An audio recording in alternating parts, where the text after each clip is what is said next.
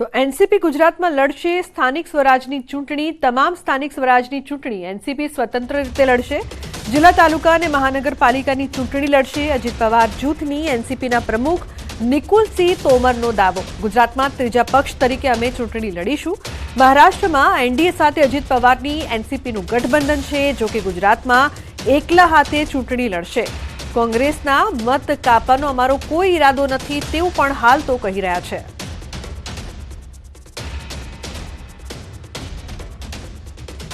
અમે બધી નગરપાલિકા, બધી તાલુકા પંચાયત બધી લડવાના છે, એકલા હાથે લડવાના છે। જે આપણે પહેલાં પ્રશ્ન કર્યું કે કેમ લડવી પડી, આજે જે અમારી પાર્ટી છે, અમારી પાર્ટીનો ગ્રાફ વધારવા માટે જે પાયો છે આ છે। પાયાની અંદરથી અમારી પાર્ટીને ઊભી કરવી હશે તો અમને આ નાના ઇલેક્શનો લડવા પડશે, તો જ અમારી પાર્ટીનો ગ્રાફ વધશે।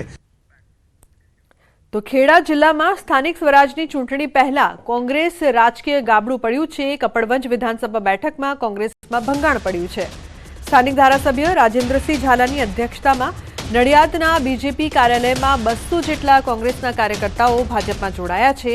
મહત્વનું છે કે 2 દિવસ પહેલા કપડવંજમાં કોંગ્રેસે પાડ્યો રાજકીય ભૂવો, જેમાં 5 જેટલા ભાજપના કાર્યકરોને કોંગ્રેસ પોતાના પક્ષમાં સામેલ કર્યા હતા। ત્યારે હવે ભાજપે તેના જવાબમાં ખેલ પાડતા કપડવંજ વિધાનસભાના કટલાલ તાલુકાના ચાલુ સરપંચ, પૂર્વ સરપંચ, તાલુકા પંચાયતના સદસ્યો, દૂધ મંડળીના ચેરમેનો અને નાના મોટા કોંગ્રેસના હોદ્દેદારો જોડાતા કોંગ્રેસને ભારે નુકસાન પણ થયું છે।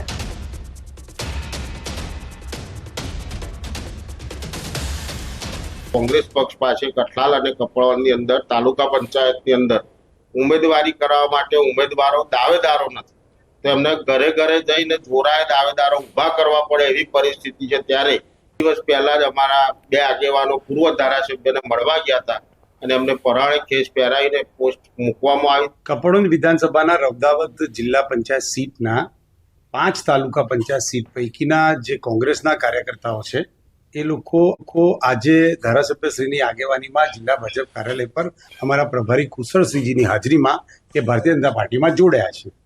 એમાંથી એક પણ કાર્યકર્તાને અમે કોઈને ફોર્સ કરી લાયા નથી। અમદાવાદ મ્યુનિસિપાલિટીના સ્કૂલ બોર્ડનું સુધારા સાથે 1195નું બજેટ મંજૂર કરાયું। ₹12 કરોડના વધારા સાથેનું વર્ષ 2025-26નું બજેટ શાસક પક્ષ દ્વારા રજૂ કરવામાં આવ્યું છે। ₹1042.6 કરોડ રકમ પગાર અને પેન્શન પાછળ ખર્ચાશે।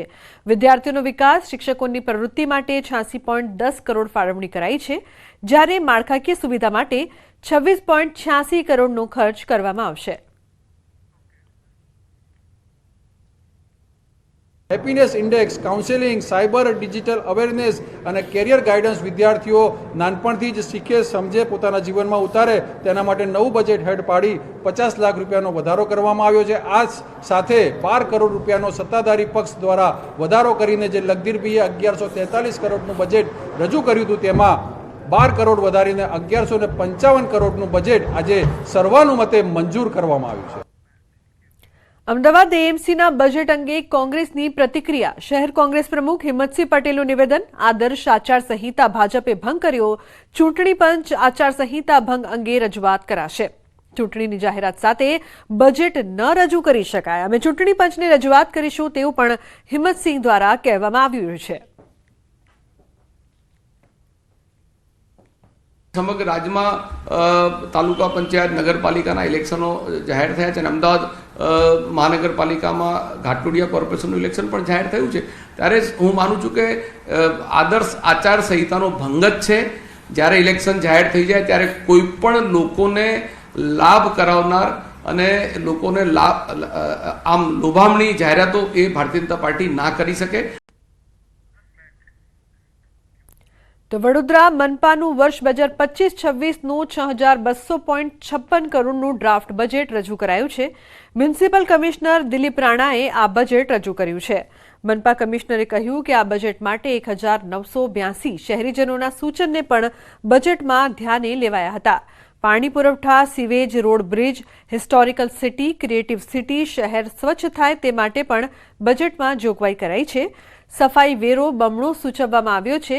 ઈવી પોલિસીને બજેટમાં સૂચવી છે. પોતાના ઘરની બાજુમાં લોકોને રમતગમતની સુવિધા, લાઇબ્રેરીની સુવિધા મળે તેવું પણ આયોજન કરાયું છે. વર્કિંગ મહિલાઓ માટે હોસ્ટેલનું આયોજન બજેટમાં કરાયું છે. અલકાપુરીથી ડેરીડેનથી કાલાઘોડા થઈને જેલ રોડ સુધી 300 કરોડના ખર્ચે પાલિકા બ્રિજ બનાવશે.